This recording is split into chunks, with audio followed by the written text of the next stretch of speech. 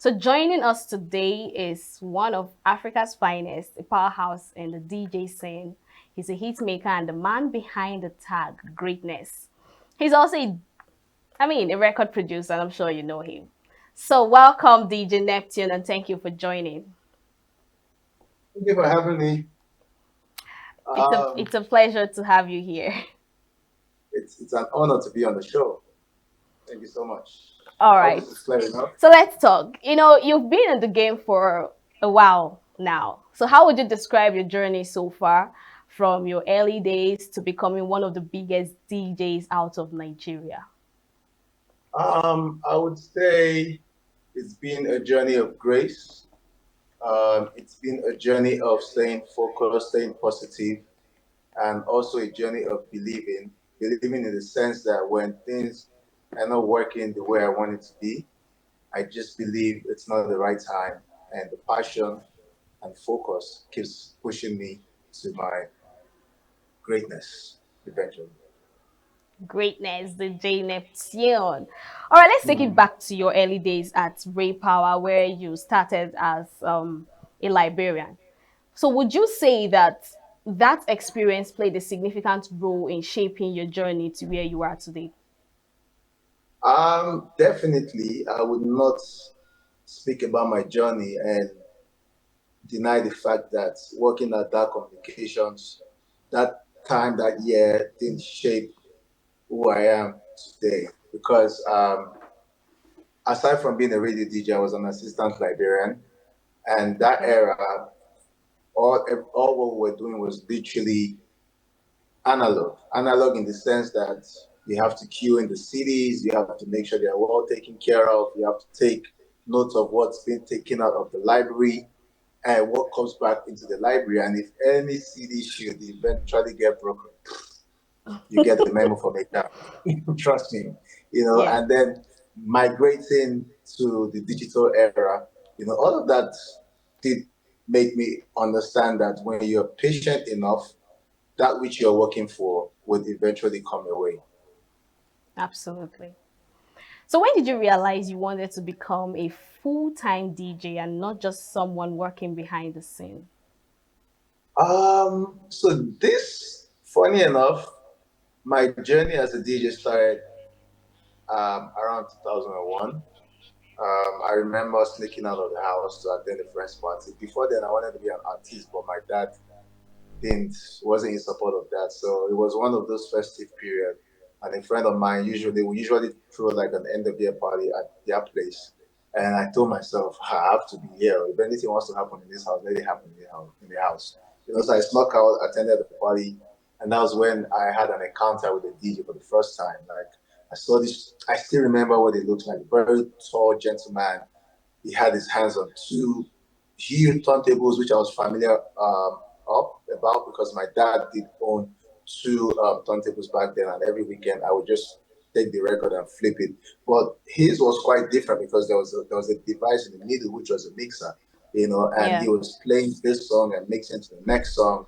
I wasn't doing that at home when I was playing with my dad's turntable. So that just got me, intrigued, and I like told myself, okay, I think this is it. You've always wanted to be an entertainer. I think this is your part, and that's how I took interest into it. And then fast forward like 3 4 years later, I was lucky to get on Raypa FM, and that just blew my name to the world. Yeah. That's interesting. So, you've worked with top artists, the likes of Joe Boy, Omale, Davido, Stone Boy, and dropping major bangers. So, how was it for you working with Omale and Joe Boy on that particular song titled "I Beg"? Because we've known Omale as that artist that sings songs that sounds depressive sometimes and songs that sounds kind of telling the story about love and all that. So how was it working with Omale and Joe Boy and on that particular song? I mean, big shout out to Omale, big shout out to Joe Boy. It was a very interesting time because the record I had made, I wanted us to put out. Um, Somehow O'Malley felt, you know what, big bro, let's not go this direction. Let's go this way, and he brought up the idea of creating a beg, And when he did, I sent it to Joe Boy because Joe Boy had jumped on the previous record that I wanted us to put out. So when Joe heard it, Joe was like, yeah, this is equally as good as what you have cooked already. I'm down. And Joe sent in his vocals, and that's how I meshed everything together, and we came about making "A Beg," which is like one of the greatest songs I would say I put out. Because to tomorrow, I still get like very very crazy Yeah, reviews actually. about how people from the song. Yeah, that's impressive. Now, Nobody was massive. I mean, it took over charts, airways, and TikTok. So how did that particular song come together with Joe Boy and Mr. Easy? That was one of my favorites, actually. Oh wow. Thank you. Good question. Shout out to my producer Magistics. It was one of those evening I was in my studio, and then he sent me like a bunch of beats back, and I was just listening, and when it got to the instrumental for Nobody, I was like, okay, there's something here. I could feel it even without Joe Boy's vocals on it. I could feel it right there and there. I was just excited, and I was thinking out loud who to put on the song. Me and Joe had already recorded something else, but the label Oh, came and wow. said, "Oh, we want Joe to use that for his album." And me being the patient guy, like, okay, cool, no problem. I mean, there's still a lot of music to make. Mm-hmm. So Joe Boy came on my mind and I sent the instrumental to him. And they're like, big bro, I'll get into it. I have a session at night. I'll get back to you as soon as I can. And the next day, I woke up in the morning and the song was on my phone. So I went to the studio. I played it for hours. I remember I played it for hours and I now sent it to Mr. Easy. Like, yo, I just did something with your boy, Joe Boy. Listen to it. I think this is a banger. I think Easy was in Spain then. And Okay. Easy just took me a message like, bro, if I'm not on this song, me and you, we're gonna fight. We're no longer friends. I'm gonna get in and record my verse. So that's how we got Easy on the second verse. Dropped the song 5th of March. Very, very blessed song because a week after that, the whole country went into lockdown. So that was literally like the anthem for lockdown season in not just in Actually, Nigeria, yeah. across the world. Yeah. So I feel blessed to have been able to create that. Impressive. So you got to notice that collaborations are is a key aspect to your career, and you aim to fuse musical styles and bring together talented artists from across the continent and beyond. Now, what would you say concerning the statements made by veteran artist Bright Chimezi's critics on modern Nigerian music for lacking depth in its lyrics?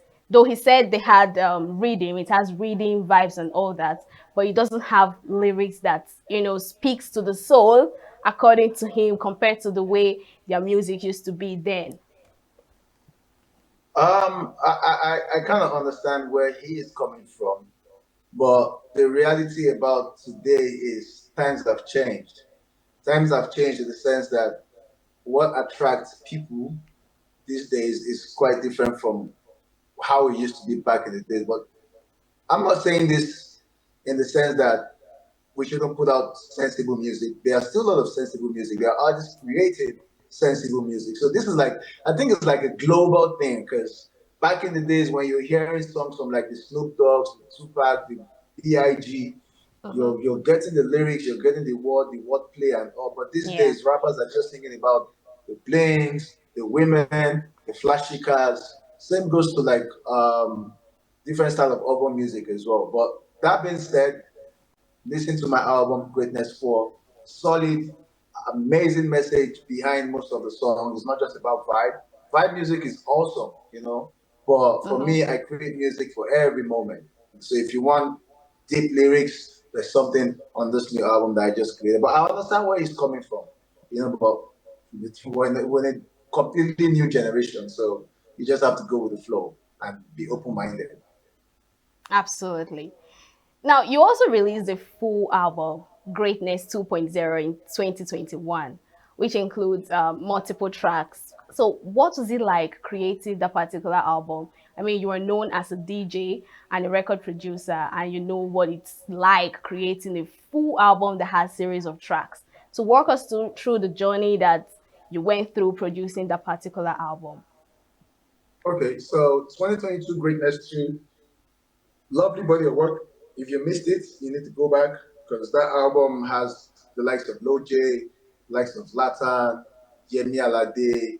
Um, the list is endless. Trust me, it's a whole lot. And for me, walking you through the process, I really don't.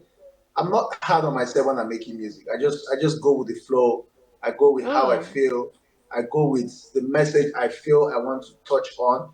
And when I'm collaborating with artists, I always make it mandatory that listen, I want to speak about poverty.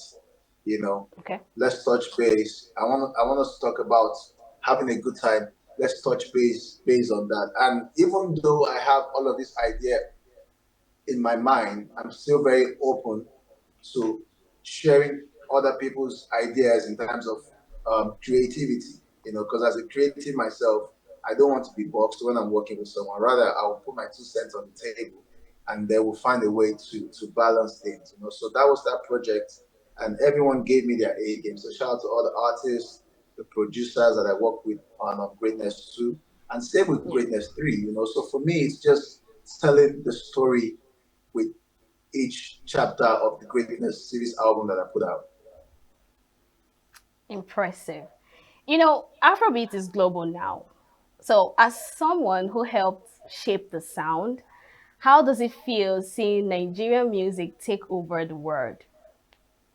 I feel blessed. I feel happy to be in this generation to witness all the great things that's happened or that's happening to our sound that's happened in the past and how it has evolved over the years. Coming from when I started, I mean, we had very limited Afrobeat music to work with as a DJ, you know. And now that the sound has gone global, our boys are shutting down big arenas, hosting shows at stadiums, it's unbelievable, but at the same time, Hmm. it is crazy. So that's why I feel blessed to also have been part of the journey, preaching the gospel from my days on radio to my days touring with Nato C as his band DJ to doing my private gigs and now doing festivals, raves, and whatnot around the world. So I feel blessed. Thanks to everybody putting in so much work to make sure Afrobeat is being consumed globally. Great. All right, now let's talk about your breakout moment. What would you say was the turning point for you? The project or event that changed everything for you? So it depends. It depends because like in the span of my career, I've had like different progression. If we're talking about my early humble days, I mean, when I got on radio, I got my big break. Shout out to the likes of the late Steve Kadri, who just literally saw the skill in me and just put me on the middle belt on radio from 2 to 4 p.m. So then I was DJing from the radio from the studio in Lagos, but the whole Nigeria was connected. So that just blew my name took me to another level. And then when it was time to start putting out music, because I've always wanted to do music, but my folks wasn't in support of that. But I knew there's a bit of that knowledge somewhere, you know. Hmm. 2009 when I started putting out music. My first single was the Jesse Jacks, no, Ice Prince, YQ, and Shank. And then the year after, I linked up with MI. We made 1 to 3. And then the year after, I linked up with Nato C and the late Green. We did a remix. And then from there, it was just a whole different level. So when I put out my first album in 2018, to God bless me with a song like Nobody in 2020 that just took me to another level on the global stage. You know, so I Yeah, would say it's been a smooth journey with little ups and downs, but that's life. But bottom line is I'm grateful for everything and thanks to everyone who has supported me in the course of my career and who is still supporting me till date. absolutely. Now, finally, before we let you go, what's next for DJ Neptune? More music, tours, or maybe something we don't see coming? I mean, everything. Tours, music, hosting my own events, which Okay. I started in 2019, Sounds of Neptune. But after COVID, I had to pipe low. But that's coming back. We had the Easter edition in Lagos. August 30th, I had the edition in London. We're planning towards December for Lagos and Abuja. But now that this project is out, this is my focus. We're pushing it. It's a 14-track album Very, very intentional with this one, you know. So I featured a lot of like young superstars that I know are the next generation of Afrobeat for it. The whole Afrobeat to the world movement that everyone starts screaming about. This set of talents on this project are going to be part of that history. So I feel blessed being part of the journey. 14 track album, Greatness 4. If you have not heard it, you need to go on all the digital platform that you use is available for you right now. The video for Amin, the first track with Ria, is out. That's a very, very personal track to me because in the course of my career, being where I am now, I owe it to God, and I've always wanted to create something on that level, appreciating him and telling him I'm grateful for the talent and for giving me the grace to still be here today. So that first track, I mean, make sure you connect with it. The video is out on YouTube. I'm sure you guys will probably be premiering it as well. And the list is endless. Dance No Dance with Sway V. That video is dropping tomorrow. Yes. I shot the video with Kojo Black, who's from Ghana, is on the project as well. We shot the video yesterday. So we're working. So for now, is the album. Listen to it. It's very good. Don't be selfish. Share with your friends. And Don't be selfish. obviously, I'm going to be touring as well. I'm All leaving. right. I have a show All in right. Oakland this weekend. So yeah, we're working. We're Thank working. you. Thank you very much, DJ Neptunes. I'm sure I got the sound of that. You did, but All right. Thank you something is so much left for this out. conversation. We really appreciate it. Greatness. I'm sure you had a great time having this conversation with me. Yeah, thank you. Thank you, guys. God bless you. All right. Till we see you next time. The show has come to an end. I'm sure you had a great time today from the stories, the celebrity pick, and the conversation we just had with DJ Neptune. Join us same time for more insightful stories, more interesting conversation, and of course, follow all the social media platforms of Signature TV, subscribe to our YouTube channel, and enjoy the rest of your day. I remain your baby girl, Queenette Mokunta.